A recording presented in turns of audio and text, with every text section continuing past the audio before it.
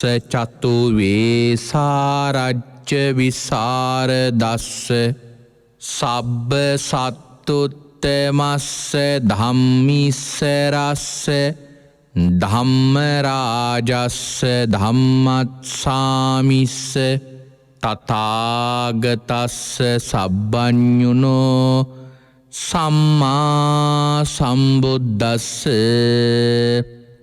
නමෝ තස්ස භගවතු අරහතු සබ්බ ධම්මේසු අප්පටිහත ඥානචාරස්ස දස බලදරස්ස චතු වේසාරජ්‍ය විසර දස්ස සබ්බ සත්තුත්තමස්ස ධම්මිස්ස රස්ස ධම්මරාජස්ස ධම්මත්සාමිස්ස තථාගතස්ස සබ්බඤුනෝ සම්මා සම්බුද්දස්ස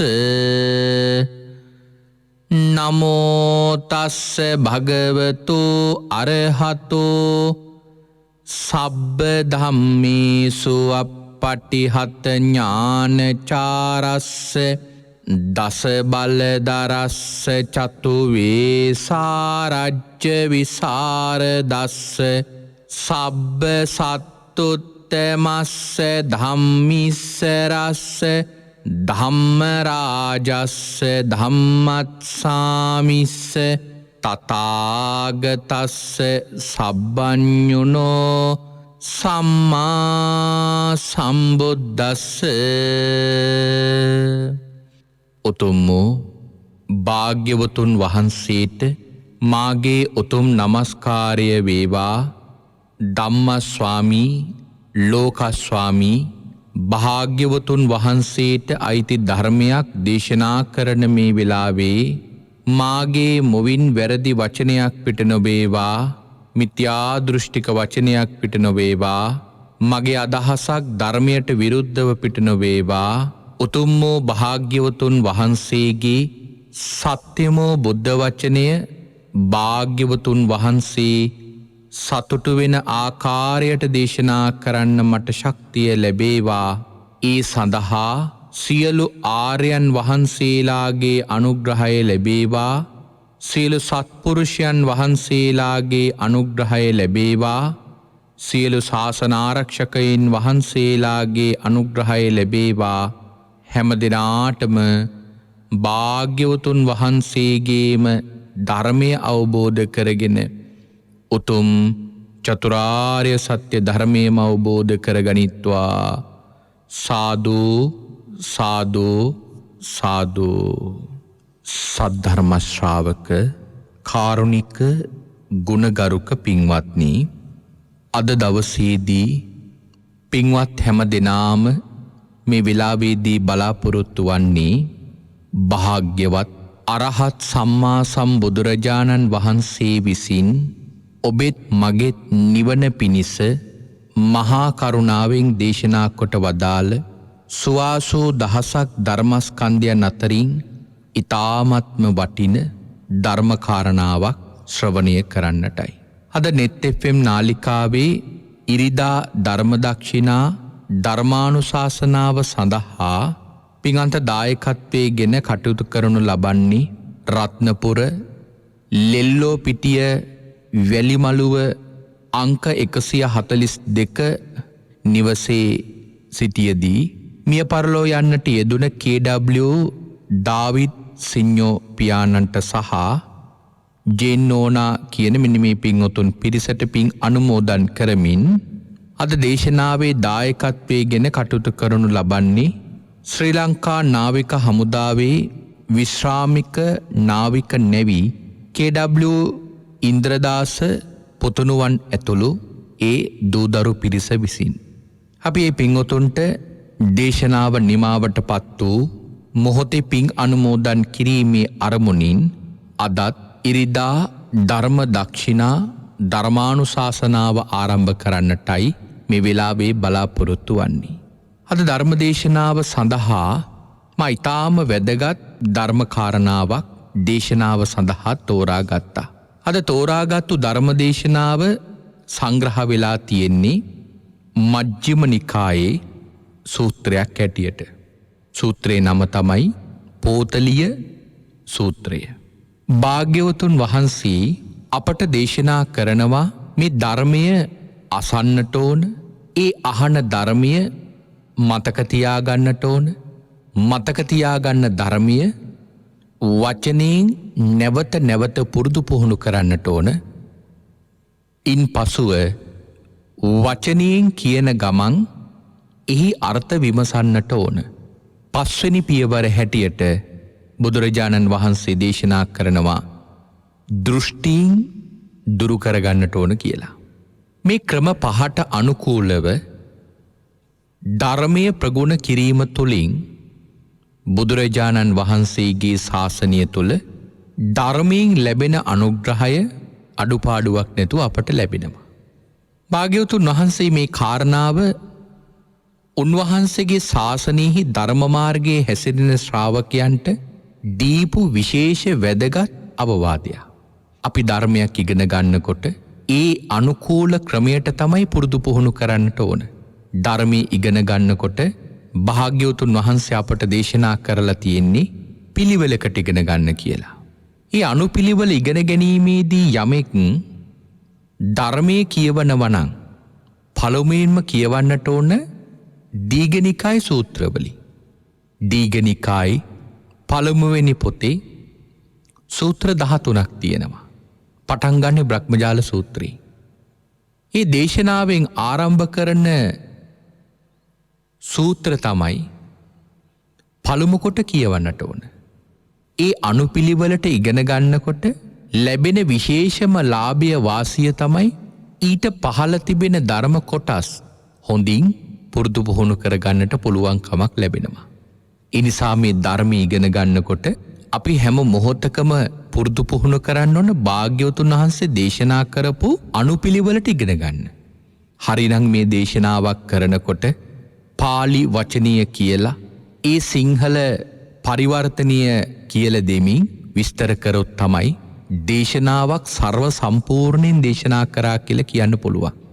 නමුත් බොහෝ දෙනෙකුට එහෙම දේශනාවක් අහගෙන ඉන්න වීරිය ගොඩක් අඩුයි.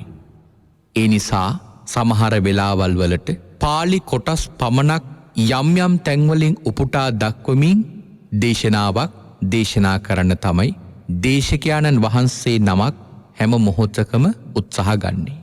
ඒකට විශේෂම හේතුව තමයි බොහෝ දෙනෙකුට ඒ කරුණු කාරණාවල් අහගෙන ඉන්න තියෙන වීරිය මදකම නිසා.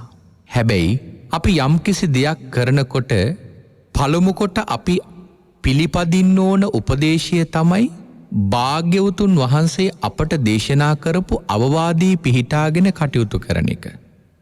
ඒ අවවාදී පිහිටා හරියට කටයුතු කරන්න පුළුවන් කමක් ලැබුණොත් පින්වත්නි, අන්න ඒ කෙනාට තමයි මේ නිර්වාණය නැමැති තොටුපොළෙන් බැසගන්න පුළුවන් කමක් ලැබෙන්නේ. ඒකට අප තුළ තියෙන්න ඕන මනා හික්මීමක්. ඒ හික්මීම අප තුළ ඇති කරගන්නට නම් භාග්‍යවතුන් වහන්සේ කෙරෙහි ලොකු ගෞරවයක් අපට තියෙන්නට ඕන. අපි මේ ධර්මයේ නැමැති තොටුපොළට බැසගන්නකොට අප තුළ හැමදාම දියුණු කරගත යුතු විශේෂම ගුණයක් භාග්‍යවතුන් වහන්සේ අපට දේශනා කරලා තියෙනවා. ඒ තමයි සත්තා භගවා ශාවකෝ හමස්මි. භාග්‍යවතුන් වහන්සේ තමයි ශාස්ත්‍රු, මම ශ්‍රාවක. ජානාති භගවා නාහං ජානාමි. භාග්‍යවතුන් වහන්සේ තමයි දන්නේ, මම දන්නේ නැහැ. මෙන්න මේ ක්‍රමයට අපට පුළුවන්කමක් තියෙනවා නම් මේ ධර්මයේ පුරුදු පුහුණු කරන්න. මට හිතෙනවා ඒ තුලින් අපට මේ ජීවිතේ භාග්‍යවතුන් වහන්සේගේ මේ දුර්ලභ සම්බුද්ධ ශාසනයේ ලොකු ප්‍රයෝජනයක් ලබන්නට පුළුවන් කියලා. මේ අවවාදය හැමදාම අපේ පින්වතුන්ට අපි මතක් කරන්නේ, යම්කිසි කෙනෙක් ධර්මය පුරුදු පුහුණු කරනවා නම් පටන් ගන්න ඕන තැන මෙතනයි. මොකද අද බොහෝ දෙනෙක් සමහර කියන කතා දිහා ඇහෙනකොට බලවත් සංවේගයක් දැනෙනවා. සමහර දෙනෙක් කියනවා අපි මේ ධර්මය තාම හොයනවා. සමහර දෙනෙක් කියනවා අපි මේ ධර්මය තාම පර්යේෂණය කරනවා. සමහර දෙනෙක් කියනවා අපි මේ ත්‍රිපිටකයේ නිවැරදි ධර්ම කරුණු හොයනවා. පින්වතුනි, ඔවුන්ගේ ඒ උත්සාහය දිහා බලනකොට ලොකු සංවේගයක් හිතට දැනෙන්නේ තමන්ගේ ළඟ වටිනම දේ තියාගෙන තමන් අන්ධකාරයේ ඇවිදින කෙනෙක් වගේ ඇවිදිනවා. බුදුරජාණන් වහන්සේ ධර්මය අහපු බොහෝ දෙනෙක් බුදුරජාණන් වහන්සේට කියපු ප්‍රීතිවාක්‍යයක් තිබුණා. අද මේ සාකච්ඡා කරන දේශනාවෙත් ඒ ප්‍රීතිවාක්‍ය ඒ විදියටම භාග්‍යවතුන් වහන්සේ විස්තර කරලා තියෙනවා. බොහෝ දෙනෙක් භාග්‍යවතුන් වහන්සේගෙන් බණ අහලා ඉවර වෙලා අපේ පින්වතුන්ට මතකයි පොදුවේ කියන ප්‍රීතිවාක්‍යයක් තියෙනවා. ඒ ප්‍රීතිවාක්‍ය අතර විශේෂ කරුණක් තියෙනවා. අන්ධකාරේ තේලපජ්ජෝතං ධාරෙය්‍ය චක්කුමන්තෝ රූපානි දස්සෙන්ති. අඳුරේ ඇවිදින කෙනෙකුට හරියට තෙල් පහනක් අතට දුන්නා වගේ ස්වාමීනි, ඔබ වහන්සේ මට මේ ධර්මයේ දේශනා කිරීම. හැබැයි ස්වාමීනි, තෙල් පහන අතට දුන්නට දකින්න පුළුවන් කමක් ලැබෙන්නේ ඇස් ඇත්තන්ට පමණයි. මේ වාක්‍ය ඊටාම ගැඹුරු අර්ථයක් තියෙන වාක්‍යයක්. බුදුරජාණන් වහන්සේ මේ ධර්මයේ නැමැති පහන යතට දෙන්නේ මොන පිරිසකටද? අඳුරේ ඇවිදින පිරිසකට. භාග්‍යතුන් වහන්සේ මේ අන්ධකාරයේ නැමැති සසරේ අතරමං වෙලා ඉන්න අපිට ධර්මයේ නැමැති ආලෝක පහන අපට දෙනවා. හැබැයි ඒ ආලෝක පහන අපට දුන්නට ඒ ආලෝක පහනින් ලෝකයේ දිහා දකින්න පුළුවන් කමක් ලැබෙන්නේ කාටද? ඇස් තියෙන අයට පමණයි. ඇස් නැති අන්ධ වූ කෙනෙකුට පහනක් අඳුරේදී අතට දුන්න කියලා ඔහුට ඒකෙන් ප්‍රයෝජනයක් නැහැ. ආන්න ඒ වගේ දුෂ්ප්‍රඥාට මේ ධර්මයෙන් ලැබුණට පින්වතුනි වැඩක් නැහැ. මේකෙන් ප්‍රතිඵලයක් ලබන්නේ ඇස් ඇති අය පමණයි. ඒ නිසා ධර්ම ගෞරවයේ තබාගෙන භාග්‍යවතුන් වහන්සේ අපට දේශනා කරපු අවවාදයේ පිහිටාගෙන හැම වෙලාවකම අපට මේ ලැබිච්ච දුර්ලභ මනුස්ස ජීවිතය තුළ අපේ ගමන ඒ ධර්මයෙන් පෝෂණය කරගන්නට පුළුවන් නම් මං හිතනවා මේ දුර්ලභ ජීවිතය තුළ අපට ලැබෙන මහලාභයක් කියලා. මොකද මරණය කියන්නේ අපේ ජීවිතේ හරියට වදකේ කඩුවක් අමෝරාගෙන ඉන්නවා වගේ අපි ළඟ ඉන්නේ. අද ලෝකේ බොහෝ දෙනෙක් මරණ බයින් බයටපත් වෙලා. ඒක ඔබටත් වෙන්න පුළුවන්. ඒක මටත් වෙන්න පුළුවන්. ඊළඟ සතියේ ධර්ම දේශනාව ඔබට අහන්න නොලැබෙන්නත් පුළුවන්. මට දේශනා කරන්න නොලැබෙන්නත් පුළුවන්. ඒ තරම්ම අවිනිශ්චිතයි මේ ජීවිතය. අපිට ලැබිච්ච දුර්ලභ මොහොතේ වෙහෙස වෙලා මහන්සි වෙලා වීරිය වඩලා මේ ධර්මයේ පුරුදු පුහුණු කරන්න පුළුවන් නම් ඒක මේ ජීවිතය අපි ලබන ලොකු ලාභයක්. එහෙම නැත්නම් අපි කොයි වෙලාවෙ මැරෙයිද දන්නේ. ඒ නිසා අපි ඉන්නකම් කාලා බීලා සතුටින් විනෝදයෙන් කාලය ගත කරන එක තමයි මේ වෙලාවේ කරන්න තියෙන හොඳම දේ කියලා යමෙක් දුෂ්ප්‍රඥ හිතකින් හිතනවා නම් ඔවුන් මේ සසරේ අතරමං වෙන අසරණිය හැටියටයි පින්වතුනි පේන්නේ. ඒ නිසා ලැබිච්ච මොහොතේ සිහිය එළඹගෙන හැම කෙනාම වීරිය වඩන්න මේ ධර්මයේ පුරුදු පුහුණු කරන්න. අද මම තෝරගත්ත මේ පෝතලිය සූත්‍රය දේශනා කරන්න. භාග්‍යවතුන් වහන්සේ මේ දේශනාව දේශනා කරනකොට වැඩ ඉන්නේ අංගුත්තරාප කියන ප්‍රදේශයේ. බුදුරජාණන් වහන්සේ එක් සමයක මේ අංගුත්තරාප කියන ජනපදයේ වාසය කරනවා ආපන නම් වූ නියම් ගමි. අපේ භාග්‍යවතුන් වහන්සේ එදා උදෑසන පාත්තර සිවුරු හැඳගෙන ආපන නම් වූ නියම් ගමට පිණ්ඩපාතය සඳහා වැඩම කරනවා. භාග්‍යවතුන් වහන්සේ පිණ්ඩපාතය අරගෙන පිණ්ඩපාතය පවාරණය වෙලා එක්තරා වන ලැහැබකට දහවල් වාසය කිරීම සඳහා එළඹුණා. මොකද මේ පවාරණය වුණා කියලා කියන්නේ? ආයිමත් මෙතෙන් පටන් කිසි වෙලාවක ඒ දවසේ පිණ්ඩපාත ආහාරය ගන්නේ නැහැ. මොකද භික්ෂුන් වහන්සේ නමකට දන්වල දන්න පැවිරලා තිබෙන්නේ කාලයන් දෙකයි. එකක් උදේ කාලේ, එහෙම නැත්තම් දහවල් කාලේ. බොහෝ දෙනෙකුට මේ කාරණාවෙත් ප්‍රශ්නයක් තියෙනවා. උදේ කාලේ කීයටද ආහාර ගන්න ඕන, දහවල් කාලේ කීයටද ආහාර ගන්න ඕන කියලා. උදේ කාලේ ආහාර ලබා ගන්නකොට නිශ්චිත වෙලාවක් නැහැ. සැලකිලිමත් විය යුත්තේ උදෑසන ඉර මුදුන් වෙන ඉර උදා වෙන වෙලාව දැනගන්න එක පමණයි. ඉර උදා වෙන වෙලාව දැනගත්තම ඊට පස්සේ ඉර මුදුන් වෙන වෙලාව දහවල් වෙලාවේ තෝරගෙන ඒ දහවල් වෙලාවේ ඉර මුදුන් වෙන්න කලින් ආහාර අවසන් අරගෙන අවසන් වුණාම එතනින් පස්සේදී තමයි විකාලයේ හැටියට හඳුන්වන්නේ. ඒ නිසා ඉර උදා වෙන වෙලාවයි ඉර මුදුන් වෙන වෙලාවයි අතර ඕනම වෙලාවක පින්වතුනි දන් වළඳන්න පුළුවන්. ඊට මෙහා කිසිම ආකාරයකට ආහාර ගැනීම විකාල භෝජනා ශික්ෂාපදයේ රකින්න කෙනෙකුට සුදුසු වන්නේ නැහැ. දැන් බුදුරජාණන් වහන්සේ උදෑසන කාලේ දන් වළඳලා උන්වහන්සේ එතනින් පස්සේදී ආයෙමත් දවසේ ආහාර ගන්නේ නැහැ කියලා තීරණය කරනවා. මොකද දැන් ඒ කාලේ ගොඩාක් භික්ෂුන් වහන්සේලා පින්වතුනි දූතාංග සමාදානයේ ඉඳලා තියෙන්නේ. ඒ කියන්නේ දවසකට එක වේලක් වගේ දන් වළඳන ඒකාසනිකංගය දුතාංගය වගේ දුතාංග රැකලා තියෙනවා. එතනදී ගොඩක් භික්ෂුන් වහන්සේලා තවත් හිටියා උදේට වළඳන්නේ කැඳ වගේ දෙයක් පමණයි. දහවලට පමණයි දන් වළඳන්නේ. උදෑසන කාලයට කැඳ වර්ගයක් වළඳනවා, දහවලට දන් වළඳනවා.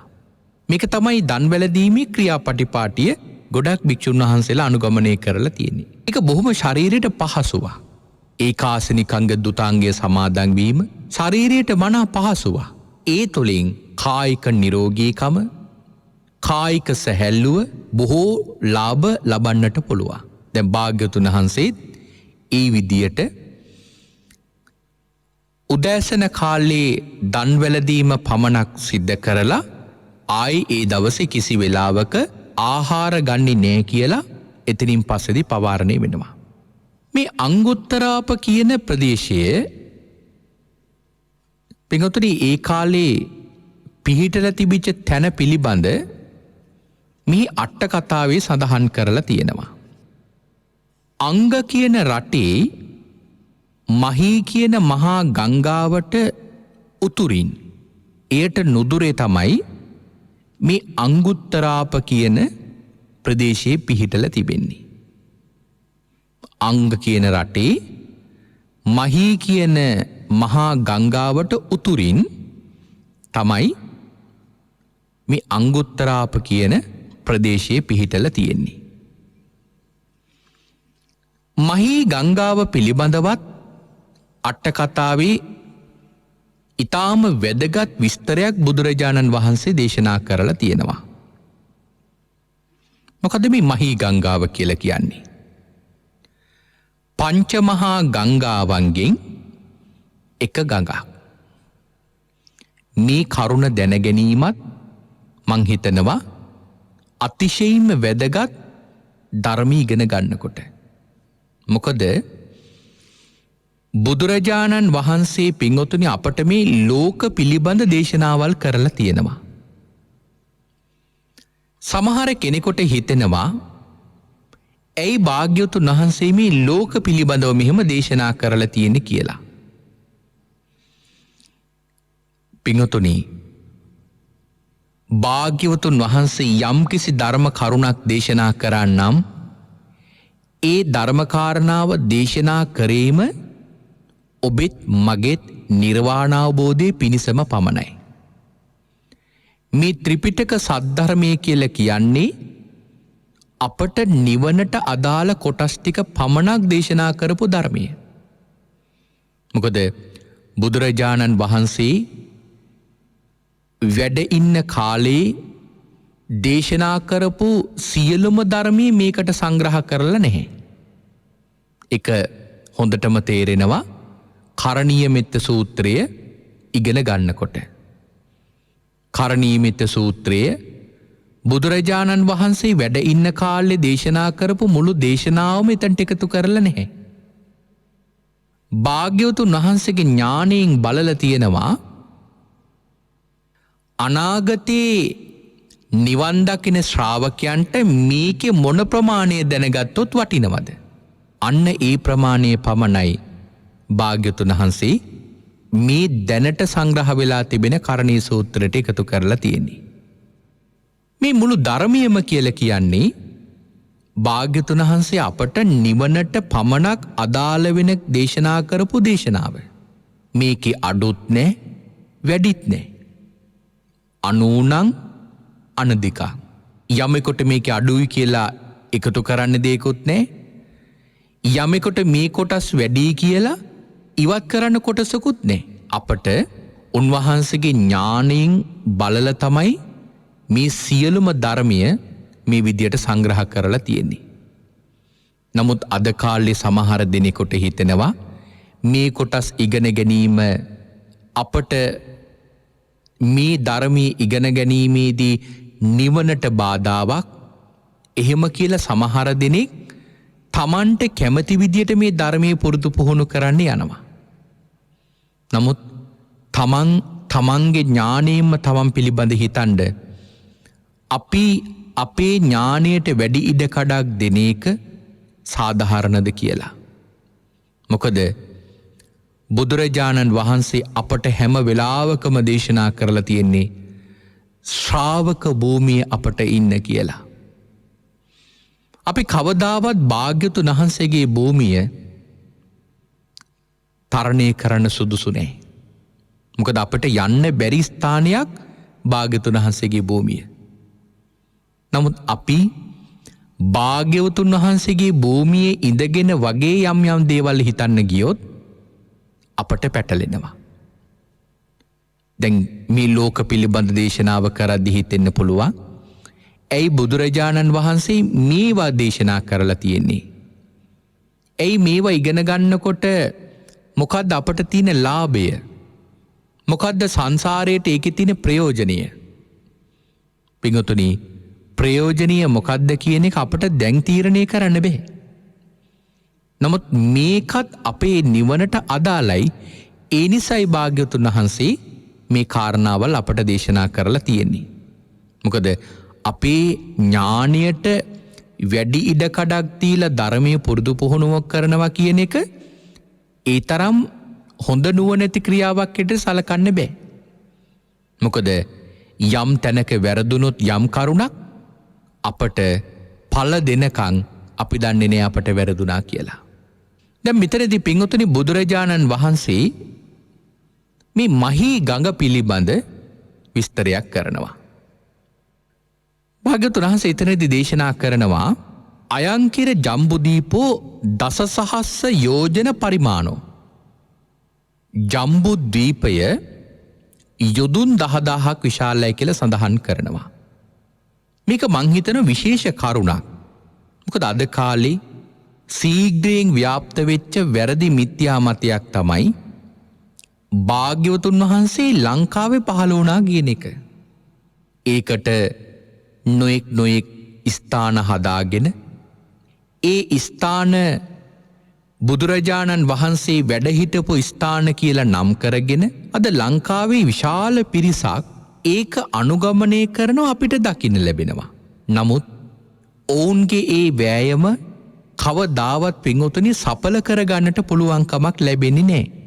මොකද දැන් වර්තමානයේ වෙනකොට නොඑක් පුරාවිද්‍යාත්මක සාක්ෂි සාධක මගින් ඔප්පු වෙලා තියෙනවා ඔය කියපු ස්ථාන අතීතයේ කොච්චර කාලයක් ඉඳලාද ගොඩනැගිලා තියෙන්නේ. ඒවායේ බුදුරජාණන් වහන්සේ බුදු වෙච්ච බෝධිමූලය කියන තැන කොයි කාලෙද ආරම්භ වුණේ? භාග්‍යවතුන් වහන්සේ හිටියා කියන ස්ථානවල හදපු ගොඩනැගිලි පුරාවිද්‍යාත්මක සාක්ෂි සාධක මගින් ඔප්පු කරගෙන තියෙනවා. ඒවා මොන කාලය දක්වාද පැවතුනේ කියලා. එතකොට පින්වතුනි ඒකෙන් වැටහෙනවා ඒ කාරණාවල් වැරදි මත ධර්මයෙන් කියපු කාරණාවල් කියලා. මෙතන කියලාම තියෙනවා පින්වතුනි බුදුරජාණන් වහන්සේ ජම්බුද්දීපය විශාලත්වය මේ ජම්බුද්දීපය පිළිබඳ පැහැදිලිව විස්තර කරපු ස්ථාන දෙකක් තියෙනවා. එකක් තමයි මේ පෝතලිය සූත්‍රය, අනිත් එක තමයි පහාරාද සූත්‍රය. ඔය තැන් දෙකේම ජම්බුද්දීපය පිළිබඳ ඊටාම පැහැදිලි විස්තරයක් භාග්‍යවතුන් වහන්සේ දේශනා කරලා තියෙනවා. දැන් මෙතන කියනවා ජම්බුද්දීපේ යොදුන් 10000ක් විශාලයි. යොදුනා කියන්නේ සතපොම් 10ක විශාලත්වයක් හැටියට තමයි සලකන්න පුළුවන් කමක් ලැබෙන්නේ.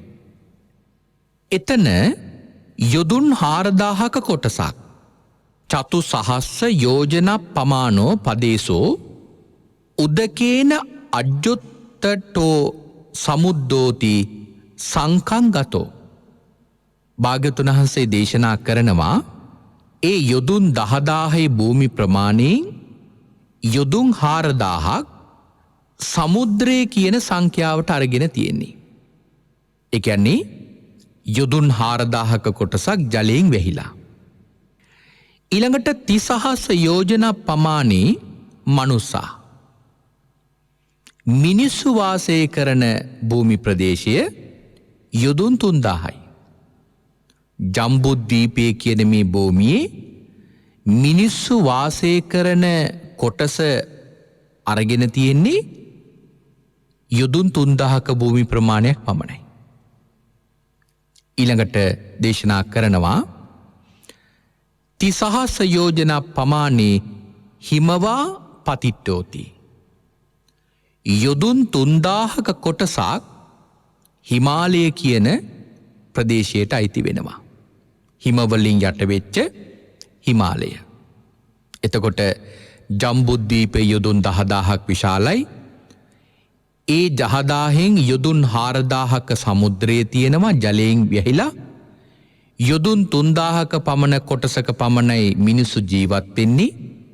ඊළඟට යොදුන් 3000ක් හිමාලයේ තියෙනවා. මොකද ජම්බුද්දීපය කියන මේ භූමිය ගත්තොතින් ඉන්දියාව කියන කොටස පමණක් නෙවෙයි, ඉන්දියාව, රුසියාව කියන මෙන්න මේ විශාල භූමි ප්‍රදේශයම මේ ජම්බුද්දීපය කියන කොටසට අයිති වෙනවා.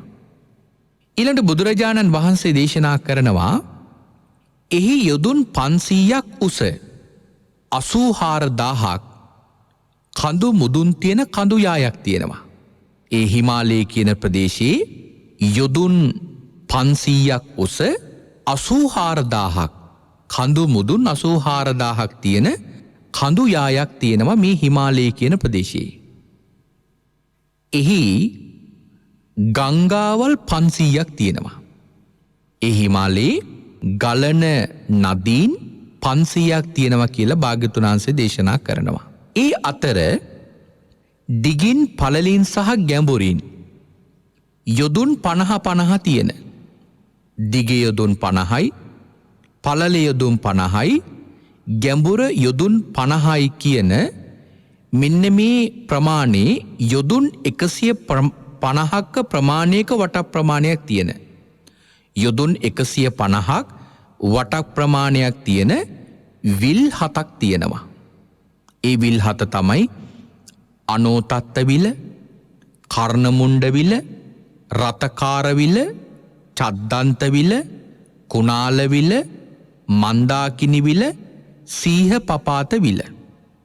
මෙන්න මේ විල් 7 යොදුන් 50ක් දිගයි, යොදුන් 50ක් පළලයි, යොදුන් 50ක් ගැඹුරුයි, යොදුන් 150ක වට ප්‍රමාණයක් තියෙනවා. මෙතන පින්වතුනි මේ විල් 7 පිළිබඳවම දේශනාවේ සඳහන් කරලා නැහැ. නමුත් මෙතන මේ අනෝතත්ත විල පිළිබඳව විශේෂ විස්තරයක් මේ දේශනාවට එකතු කරලා තියෙනවා. මොකද අනෝතත්ත විල අපේ ධර්මයේ බොහෝ තැන්වල මුණ ගැහෙනවා. දැන් බුදුරජාණන් වහන්සේ තව්තිසා දෙව්ලොව අභිධර්ම දේශනාව නිමා වෙලා උන්වහන්සේ දානය වළඳන්න මෝදෝණයට පැම්පහසුවට අනෝතත්ත විලට වැඩම කරලා තියෙනවා. ඊළඟට අපේ පින්වතුන්ට මතක ඇති අපේ අනුරුද්ධ මහරහතන් වහන්සේගේ ගෝල භික්ෂුන් වහන්සේ උපස්ථායකයන් වහන්සේ වන සුමනත් සාමණේරයන් වහන්සේ. උන්වහන්සේ අනුරුද්ධ මහරහතන් වහන්සේට බඩේ අමාරුවකට පැන් ටිකක් අරගෙන එන්න අනෝතත්වලට විලට වැඩම කරලා තියෙනවා. මෙන්න මේ වගේ පින්වතුනි මේ අනෝතත්ත්ව විලහා බැඳිච්ච ධර්ම කරුණු ස්ථාන ගණනාවක් අපේ ධර්මයේ සඳහන් කරලා තිබෙනවා. අනිත් විල් පිළිබඳවත් යම් යම් තැන්වල සඳහන් කරලා තිබෙනවා. නමුත් අනෝතත්ත්ව විල අපට බොහෝ තැන්වල මුණ ගැහෙන ධර්ම කාරණාවක්. ඒ නිසා මෙතන පින්වතුනි මේ අනෝතත්ත්ව විල පිළිබඳ විශේෂ විස්තරයක් සිදු කරලා තියෙනවා භාග්‍යතුන් වහන්සේ. මොකද ඒ අනෝතත්ත්ව විල ඇසුරු කරගෙන තමයි ඉන්දියාවේ ඔය පංචමහා ගංගාවල්ම ගලාගෙන ඒ ජලයේ එන්නේ. අපි බලමු කොහොමද ඒක ඒ විදිහට සිද්ධ වෙන්නේ කියලා. මේ අනෝතත්ත්ව විල වටේ පින්වතුනි තිබෙනවා පර්වත පහක්.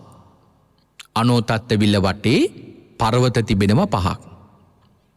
සුදස්සන කූටය, චිත්‍රකූටය, කාලකූටය, ගන්ධමාදන කූටය, කෛලාස කූටය. සුදස්සන පර්වතය, චිත්‍රකූට පර්වතය, කාලකූට පර්වතය, ගන්ධමාදන පර්වතය, කෛලාස කූට පර්වතය කියලා පින්වතුනි මේ අනෝතත්ත්ව විල වටේට වැහිච්ච පර්වත පහක් තියෙනවා. එතනදී පින්වතුනි මේ සුදස්සන කූටය ගත්තොතින් සුදස්සන කූටය සඳහන් කරලා තිබෙනවා රත්තරන් පාටයි. සුදස්සන කියන පර්වතය රත්තරන් පාටයි. ඒ සඳහන් කරලා තියෙන රත්තරන් වලින් තමයි මේ පර්වතය හැදිලා තියෙන්නේ. එහි යොදුන් 200ක් උසයි, යොදුන් 200ක් දිගයි, යොදුන් 50ක් පළලයි. ඊළඟට මේ පර්වතය අනෝතත්ත්ව විල දෙසට නැමිලා තියෙන්නේ. හරියට කාක්කෙකුගේ මුව තුඩ නැමිලා තිබෙන්නේ යම් විදියකටද ආන්න ඒ විදියට තමයි පින්වතුනි මේ පර්වතයේ පිහිටලා තියෙන්නේ. උඩින් අනෝතත්ත්ව විල පැත්තට මේ සුදස්සන පර්වතය නැමිලා තියෙන්නේ. ඊළඟට පින්වතුනි චිත්‍රකූටය. චිත්‍රකූට කියන මේ පර්වතය සියලු රත්නයන්ගෙන් හැදලා තියෙන්නේ. දැන් සුදස්සන පර්වතය රත්තරන් වලින් හැදලා තියෙනවා. චිත්‍රකූට පර්වතය සියලු රත්නයන් වලින් තමයි නිර්මාණය වෙලා තියෙන්නේ. අර සුදස්සන කූටය වගේම යොදුන් 200ක් උසයි, යොදුන් 200ක් දිගයි, යොදුන් 50ක් පළලයි. ඊළඟට අනෝතත්ත්ව විල පැත්තට අර සුදස්සන කූටය වගේම මේ චිත්‍රකූටයත් නැමිලා තියෙන්නේ. ඊළඟට කාලකූටය. කාලකූටය සඳහන් කරලා තිබෙනවා කළු පාටයි. අර වගේම උස, දිග, පළල මේ සියල්ලක්ම සුදස්සන කූටය හා සමානයි. ඊළඟට ගන්ධමාදන කූටය. දැන් මේ ගන්ධමාදන පර්වතයේ පිළිබඳ බොහෝ ධර්ම කරුණු අපට ධර්මයේ තුල සංග්‍රහ වෙලා තියෙනවා. විශේෂයෙන්ම පසේ බුදුරජාණන් වහන්සේලා වැඩි ප්‍රමාණයක් බොහෝ කාලවල වැඩ ඉන්නේ මේ ගන්ධමාදන කියන පර්වතයේ ඇසුරු කරගෙන. ඒ ගන්ධමාදන පර්වතය පින්වතුනි සානුමයන්. ඒ කියන්නේ ගන්ධමාදන පර්වතයේ පර්වතයක් වගේ. එහි පර්වතයේ ඇතුළත මුං ඇට වර්ණයකින් තමයි නිර්මාණය වෙලා තියෙන්නේ. ඒ කියන්නේ කොළ පාටයි. ගන්ධමාදන පර්වතයේ ඇතුළ කොළ පාටයි. මේ පර්වතයේ පින්වතුනි සුවඳ වර්ග 10ක් තියෙනවා. මූල ගන්ධ, මුල්වල සුවඳ. කියන්නේ යම්කිසි ගසක් ගත්තොත් ඒ ගසේ තිබෙන ස්ථාන 10කින් සුවඳ වර්ග 10ක් එනවා. මූල ගන්ධ, මුල්වල තියෙන සුවඳ. සාර ගන්ධ, අරොටුවේ තිබෙන සුවඳ. පෙග්ගු ගන්ධ, පළවල තිබෙන, ඒ කියන්නේ ඵලයේ වටේට තියෙන සුවඳ. ඊළඟට තච ගන්ධ. තච කියලා සඳහන් කරන්නේ පින්වතුනි මේ පොත්ත. ඇතර මෙතන තච කියලා කියන්නේ දැන් අපේ ශරීරයේ සම තියෙනවා. සමවලට කියනවා මංස කියලා. ඒ මස්වලට උඩින් සියුම් සිවියක් තියෙනවා. ඒ සිවියට කියනවා පින්වත්නි මේ තච කියලා. දැන් මේ ගසේ පිට පොත්තට තමයි මෙතන තච කියලා හඳුන්වලා තිබෙන්නේ. ඒක සඳහන් කරනවා තච ගන්ධ ඒ පිට පොත්තේ තිබෙන සුවඳ. ඊළඟට පපටික ගන්ධ පිට පොත්තේ තියෙන සුවඳ. ඊළඟට රස ගන්ධ ගසෙහි රසයේ තියෙන සුවඳ. ඊළඟට පත්ත ගන්ධ ගසේ පත්තරබල තිබෙන සුවඳ. පුප්ප ගන්ධ ඒ ගසේ මල්වල තියෙන සුවඳ. පල ගන්ධ ගෙඩිවල තියෙන සුවඳ කියන මේ සුවඳ වර්ග 9යි ගන්ධ ගන්ධෝ කියලා සඳහන් කරලා තිබෙනවා. ඔය සුවඳ වර්ග 9ම එකට එකතු වුණාම තවත් සුවඳක් එනවා. මිශ්‍ර වෙච්ච සුවඳක්. ඒක තමයි ගන්ධ ගන්ධ කියලා සඳහන් කරන්නේ. ඔන්න ඔය සුවඳ වර්ග 10. මුල්වල තියෙන සුවඳ, අරටුවේ තිබෙන සුවඳ, එළයේ තියෙන සුවඳ, පිට පොත්තේ තියෙන සුවඳ, ඒ පිට පොත්ත ළඟ තියෙන පොත්තේ තියෙන සුවඳ, ඊළඟට පිට පොත්තේ තියෙන සුවඳ, ගසෙහි රසයේ තියෙන සුවඳ, පත්‍රවල තියෙන සුවඳ, මල්වල තියෙන සුවඳ, ගෙඩිවල තියෙන සුවඳ, ඔය 9ම එකට එකතු වෙච්ච සුවඳ. මෙන්න මේ සුවඳ වර්ග 10ම පින්වතුනි මේ ගන්ධමාදන කියන පර්වතයෙන් හමනවා. ඊළඟට පින්වතුනි මේ පර්වතය නොයෙක් ආකාරයේ ඖෂධයන්ගෙන් පිරීලා තියෙනවා. මේ ගන්ධමාදන පර්වතය විශේෂ ඖෂධ ගස් වලින් ඖෂධයන්ගෙන් පින්වතුනි පිරීලා තියෙනවා කියලා සඳහන් කරනවා. ඒ වගේම තමයි අමාවක දවසේ ගිනිගෙන දිලියෙන අඟුරු වගේ මේ ගන්ධමාදන පර්වතය පේනවා කියලා සඳහන් කරනවා. අර වගේම සුදස්සන කෝටිය වගේ උස දිග පළල ඊළඟට අනෝතත්ත්වවිල පැත්තට කපුටෙකුගේ හිසක් වගේ නැමිලා තියෙනවා කියලා සුදස්සන කෝටිය වගේම සඳහන් කරලා තියෙනවා. ඊළඟට පස්වෙනි පර්වතය තමයි කෛලාසකෝට පර්වතය. කෛලාසකෝට පර්වතය හැදිලා තියෙන රිදී වලින්. අර සුදස්සන කෝටය වගේම මේ කෛලාසකෝට පර්වතයේ පින්වතුනි දිග පළල උස ඒ වගේම අනෝතත්ත්වවිලට නැමිලා තිබෙන ස්වභාවයක් තමයි මේ කෛලාසකෝට පර්වතයේ තියෙන්නේ. ඊළඟට කියලා සඳහන් කරලා තියෙනවා මේ සියලුම පර්වත සුදස්සන කෝටියට හා සමානයි. මහා විල වසාගෙන අනෝතත්ත්ව විල වසාගෙන තමයි මේ පර්වත පහම ස්ථාන පහකින් විල වටේට තියෙන්නේ. දැන් අද කාලේ සමහර අවස්ථාවන් වලදී අපට අහන්න ලැබිලා තියෙනවා ඉන්දියාවේ මේ අනෝතත්ත්ව විල තියෙන ප්‍රදේශයේ හොයාගත්ත කියලා ඡායාරූප වගේක්. නමුත් ඒ ඡායාරූප කිසිම කෙනෙකුට ලබා ගන්න පුළුවන් ඡායාරූප නෙවෙයි. අනෝතත්ත්ව විල තියෙන තැන හොයාගත්තත් කවදාවත් පින්වතුනි උඩින් ගිහිල්ලා මේ අනෝතත්ත්ව විලේ ඡායාරූප ගන්න කිසිම කෙනෙකුට පුළුවන් කමක් හැකියාවක් නැහැ. ඒකට හේතුව සඳහන් කරලා තියෙනවා දැන් මේ නදියට අනෝතත්ත්ව විලට ජලය ලැබෙන්නේ වැස්සේ. දෙවියන්ගේ ආනුභාවයෙන් වැහි වහිනවා. ඒ වැසි නිසා තමයි මේ අනෝතත්ත්ව විලට ජලය ලැබෙන්නේ. කොහොමද? අර නදීන්ගෙන් ගලන ජලය තමයි මේ අනෝතත්ත්ව විලට එකතු වෙන්නේ. මේ අනෝතත්ත්ව විල කිසි වෙලාවක හිරුගෙන්වත් සඳුගෙන්වත් ආලෝකයක් වැටෙන්නේ නැහැ. අනෝතත්ත්ව විලට කිසිම වෙලාවක හිරුගෙන්වත් සඳුගෙන්වත් ආලෝකයක් ලැබෙන්නේ නැහැ. මොකද ඒ අනෝතත්ත්ව විල පර්වත පහින්ම වැහිලා තියෙන නිසා හිරු සඳු ගමන් කරන්නේ උඩින්. ඒ නිසා පින්වතුනි මේ අනෝතත්ත්ව විලට ආලෝකය ලැබෙන්නේ නැහැ. එතකොට ලැබෙනවා නම් ආලෝකය ලැබෙන්නේ කොහොමද? පර්වත අතරින් තියෙන ඉඩ ප්‍රමාණය.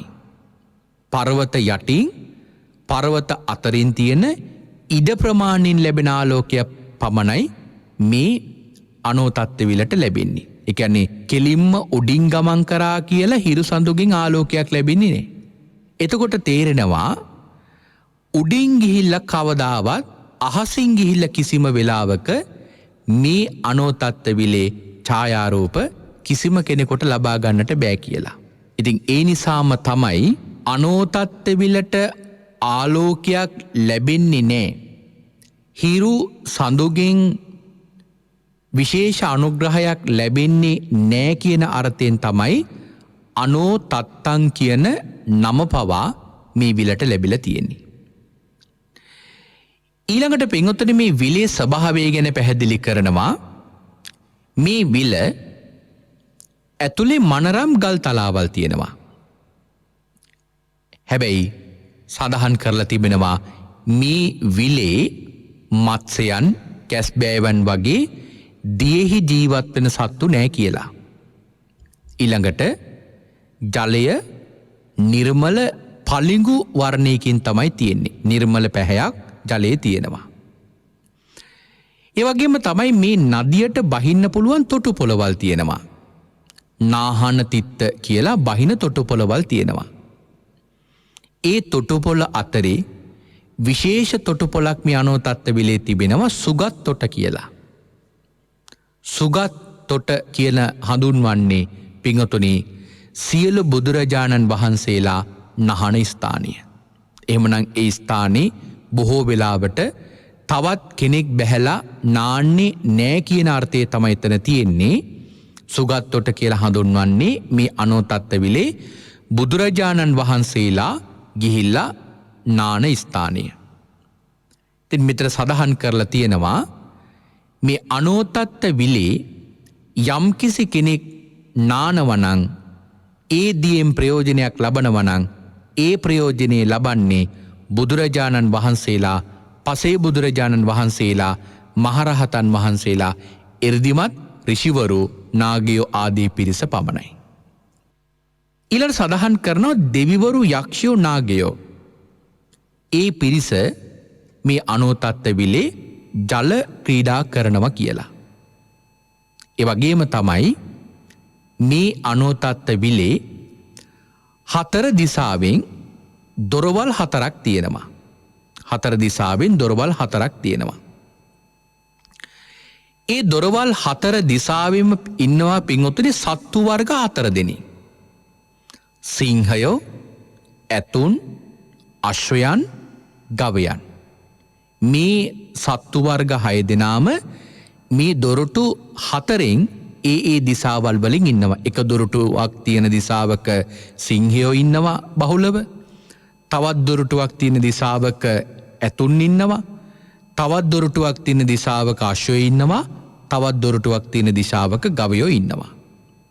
ඒ විදියට ඒ විලේ සතර දිසාවට විහිදිච්ච දොරටු හතරක් තියෙනවා.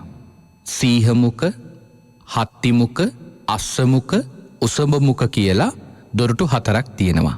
ඒ දොරටු හතරේ සීහමුක කියන දොරටුවේ පැත්තේ වැඩි වශයෙන් සිංහයෝ ඉන්නවා. කේසර සිංහයෝ කියලා හඳුන්වන සිංහයෝ වර්ගයක් ඒ විල අසල ජීවත් වෙනවා. ඒ නිසා තමයි ඒ විලට සීහමුක කියලා හඳුන්වලා තියෙන්නේ. ඊළඟට හත්තිමුක කියන දොරටුවේ වැඩි වශයෙන් ජීවත් වෙනවා චද්දන්ත කුලේ ඇත්තෝ. ඊළඟට අශ්වමුක කියන දොරටුවේ වැඩි වශයෙන් ජීවත් වෙන අශ්වයෝ. මෙන්න මේ විදියට තමයි ඒ දොරටු හතර නම් කරලා තියෙන්නේ. ඒ දොරටු හතරෙන් පින්වතුනි මේ අනෝතත්ත්ව විලේ තිබෙන ජලය එළියට යනවා. ඒ එළියට යනකොට එතන සඳහන් කරලා තියෙනවා නැගෙනහිර දිසාවේ දොරටුවෙන් එළියට යන ජලය ඊළඟට බටහිර දිසාවෙන් උතුරු දිසාවෙන් කියන මෙන්න මේ දොරටු තුනින්ම යන ජලය මේ අනෝතත්ත්ව විල පැදකුණු කරගෙන ඒ කියන්නේ වටේට ගමන් කරමින් පින්වතුනි පොළොව තලයේ බිඳගෙන මහ මුහුතට ගමන් කරනවා. එතකොට අනෝතත්ත්ව විලෙන් දොරටු හතරකින් ජලය නිකුත් වෙනවා. දොරටු තුනක ජලය පොළොව තලයේ බිඳගෙන ඒ සියලුම ජලය මහ මුහුදට ගමන් කරනවා. ඊළඟට දකුණු දොරටුවෙන් තියෙන ජලය බටහිර දෙසින් අනෝතත්ත්ව විල 3 වතාවක් පැදකුණු කරලා ඒ විදියටම අනෝතත්ත විල මත පහළට ගමන් කරනවා. ඒ ගමන් කරනකොට එතන සඳහන් කරනවා මේ අනෝතත්ත විල ළඟ ඉඳලා ඍජුවට කෙලින් අතට පිහිටි ගලක් තියෙනවා. සඳහන් කරලා තියෙනවා පින්වතුනි ඒ ගල යොදුන් 60ක් දිගයි කියලා. ඒ ගල මතින් ගිහිල්ලා ඒ ජලය පර්වතයක වදිනවා. ඊළඟට මේ විදියට වදින ජලය පින්වතුනි ගව් 3ක් වටක් ප්‍රමාණයේ ජල කඳක් අර පර්වතයේ වැදිච්ච ජලය ගව් 3ක් වටක් ප්‍රමාණයේ ජල කඳක් ඒ ආකාරයටම අහස් තලයෙන් ඒ කියන්නේ ඉහළින් පහළට වැටෙනවා.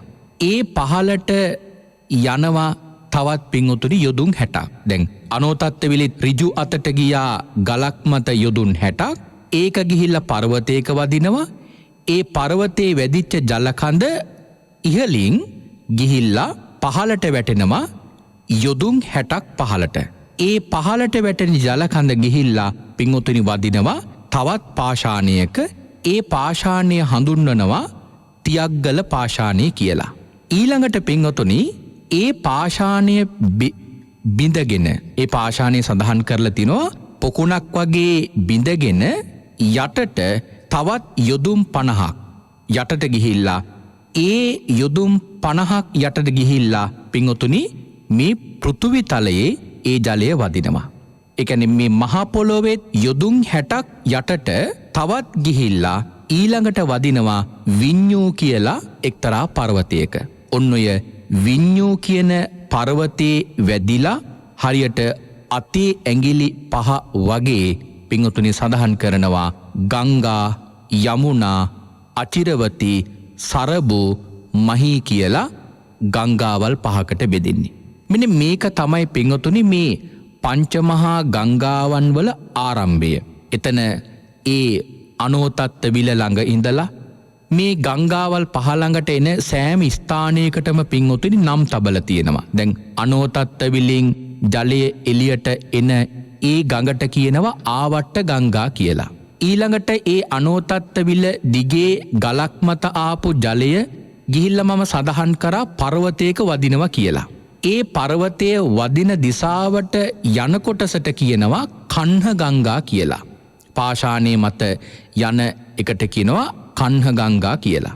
ඊළඟට ඒ ගල මත ගියපු ජලය පර්වතයේ වැදිලා නැවතත් පහළට වැටෙනවා. ඒ පහළට වැටෙන ගඟට කියනවා ආකාශ ගංගා කියලා.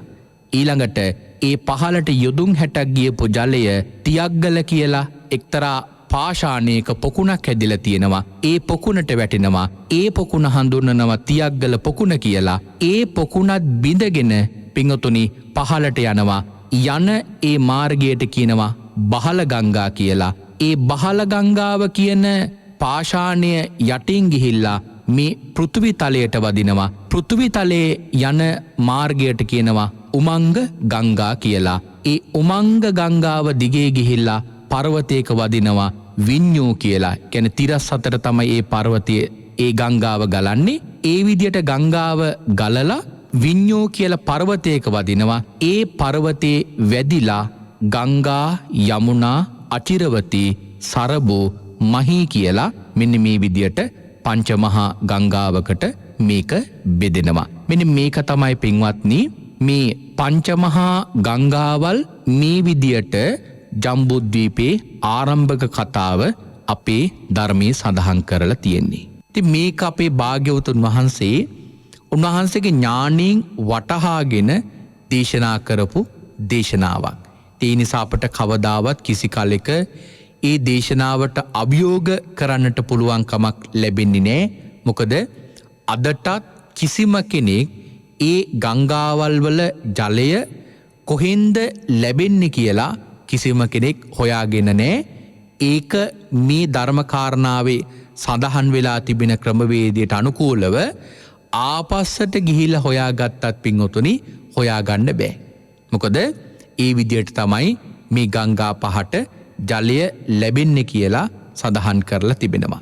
එතකොට මේ සූත්‍ර දේශනාව සිදු කරනකොට භාග්‍යවතුන් වහන්සේ පින්වතුනි සඳහන් කරනවා මෙන්න මේ මහී කියන ගංගාවේ උතුරු ප්‍රදේශයට තමයි මේ අංගුත්තරාප කියන ප්‍රදේශයේ පිහිටලා තියෙන්නේ. ඒ නිසා තමයි භාග්‍යවතුන් වහන්සේ ඒ කාරණාව ඒ විදියට දේශනා කරේ. ඊළඟට භාග්‍යවතුන් වහන්සේ දැන් මේ අංගුත්තරාප කියන ප්‍රදේශයේ උන්වහන්සේ ආපන කියන නියංගමේ පිණ්ඩපාතේ වැඩිලා උන්වහන්සේ එක්තරා වන ලැහැඹක විවේකීව වැඩ ඉන්නවා. ඔන්න ඔය වෙලාවේ පෝතලය කියලා එක්තරා ගෘහපතියෙක් පෝතලය කියලා එක්තරා ගෘහපතියෙක් ওই ස්ථානෙන් ගමන් කරනවා. ගමන් කරද්දී භාග්‍යවතුන් වහන්සේව දැකලා උන්වහන්සේ ළඟට ගිහිල්ලා එකත් පසෙක හිඳගෙන භාග්‍යවතුන් වහන්සේත් එක්ක සතුටු සාමීචීව කතා බහක නිරත වෙනවා. එමනම් අපි කාලය නිමාවට පත් වෙලා තිබෙන නිසා අපි ලබන සතිය දේශනාව තුළින් මේකෙදි සාකච්ඡා කරමු. පෝතලිය ගෘහපතිතුමා බුදුරජාණන් වහන්සේගේ ළඟට ඇවිල්ලා මොන වගේ ධර්ම කාරණාවක් එතනදී සාකච්ඡා කරාද කියලා. අපි ඒ කාරණාව ඊළඟ දේශනාවේදී සාකච්ඡා කිරීමේ අරමුණින් අදට අපි මේ දේශනාව නිමාවට පත් කරනවා. එමනම් අද දවසේ මේ උතුම් සද්ධර්ම දේශනාව මුළු මහත් ලෝකයා කිරීම මහත් අනුකම්පාවෙන් දේශනා කරවන්නට දේශනාවේ දායකත්වයේ දරන පින්වතුන්ට මේ මොහොතේ අපි පුණ්‍යානුමෝදනා කරනවා. විශේෂයෙන්ම අද දේශනාවේ දායකත්වයේ දරන්නේ ශ්‍රී ලංකා නාවික හමුදාවේ විශ්‍රාමික නැවි KW ඉන්ද්‍රදාස පුතුණුවන් ඇතුළු ඒ දූදරු පිරිස දේශනාවේ දායකත්වයේ දරමින් බලාපොරොත්තු වෙනවා. රත්නපුර ලෙල්ලොපිටිය වැලිමලුව නොම්බර 142 නිවසේ සිට පරලෝ සැපත් KW දාවිත් සිඤ්ඤු පියාණන්ට KA ජේන්නෝනා මෑණියන් ඇතුළු සංසාරගත සියලුම මියගේ ඥාතීන්ට පින් අනුමෝදන් කරලා ඒ අයට පුණ්‍යානුමෝදනා කරමිනුත් එවැගේම රට ජාතිය වෙනුවෙන් දිවිපිදු ආරක්ෂකංශ සියලුම සමාජිකයන්ටත් පින් අනුමෝදන් කරන්නට මේ උතුම් සද්ධර්ම දේශනාව තුළින් බලාපොරොත්තු වෙනවා. එමනම් ඒ මිය පරලෝ ගියපු ආදරණීය දෙමාපියන් දෙපළ ප්‍රධාන සංසාරේ පින් බලාපොරොත්තු වන සියලුමීගේ ඥාතීන්ටත් මේ පින් අනුමෝදන් වේවා. එවැගේම රට ජාතිය වෙනුවෙන් ජීවිත පරිත්‍යාග කරපු සියලුම ආරක්ෂකංශේ හැම දිනාටමත් මේ සියලු පින් අනුමෝදන් වේවා. ඒ හැම දිනාගේම සසර ගමන සුවපත් වේවා. ඔවුනෝන් ප්‍රාර්ථනා කරන බෝධියකින් උතුම් චතුරාර්ය සත්‍ය ධර්මය අවබෝධ කර ගනිත්වායි අපි සාදු කියා මේ වෙලාවේ පුණ්‍යානුමෝදනා කරනවා. එවැගේම රැස් කරගත්තා වූ උදාර කුසලානිසංස ධර්මයන්ගේ බලයෙන් මේ වෙලාවේ ධර්ම දේශනාවේ දායකත්වයේ දරුවේ පින්වතුන්ටත් පුණ්‍යානුමෝදනා කරන ඒ හැම දිනාටම නිදුක් නිරෝගී සුවපත් භාවය ලැබේවා. කායික මානසික සුවපත් භාවය සැලසේවා. ඔවුන්ට තමන්ගේ ජීවිතයේ සියලු යහපත් බලාපොරොත්තු පැතුමන් සියල්ලක්ම ස්වර ප්‍රකාරයෙන්ම සාර්ථකමත් වේවා කියලා මේ වෙලාවේදී පුණ්‍යානුමෝදනා කරනවා.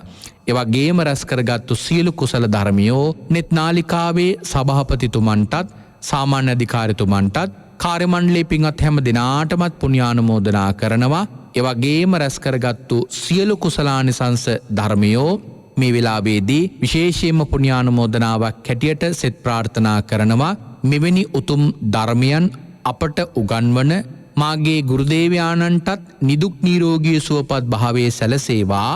කායික මානසික සුවපත් භාවය සැලසේවා. දිගාසිරි සම්පත් සැලසේවා කියලා ආශිර්වාදය කරනවා. එවැගේම මා මේ ලෝකෙට බිහි කරපු මියගිය මාගේ මෑණියන්ටත් එවැගේම පියාණන්ටත් මා පැවිදි කරපු ගුරු දේවෝත්තමයන් වහන්සේටත් මේ පින් අනුමෝදන් වේවා.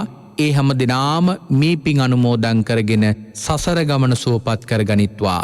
අවසානයේදී ඔබ අප හැම දිනාටමත් කෙටිම කාලයකින් පහසුම ආකාරයෙන් සුඛ සහගත ප්‍රතිපදාවෙන් සියලු දුකින් මිදෙම්වා. මේ සියලු කෙලෙස් බරින් නිදහස් වෙම්වා. අජර වූ අමර වූ නිවන ලැබ සැනසෙන්නට මේ කුසල් උතුම් පාරමිතාවක්ම වේවායි සාදු සාදු සාදු කියා ප්‍රාර්ථනා කරගමු.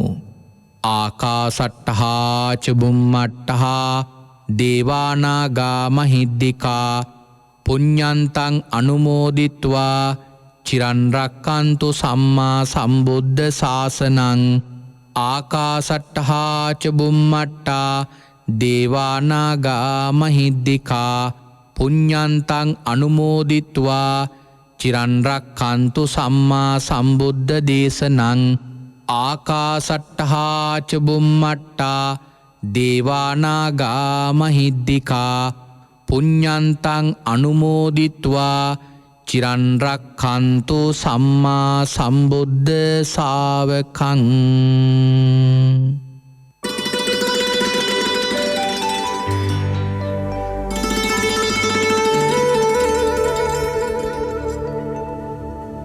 දිනෙන් දින ව්‍යාකූල වන මිනිස් සිත් සතන් අමිල නිමල බුදුදහමේ ශක්තියෙන් සුවපත් කරනු පිණිස නිර්පාරමිතාව ධර්ම දක්ෂිනා. අද ධර්ම දක්ෂිනාව වෙනුවෙන් ධර්ම දේශනාවට වැඩම කොට වදාළ පූජනීය මාතර මහින්ද ස්වාමීන්ද්‍රයන්න් වහන්සේට නිදුක් නිරෝගී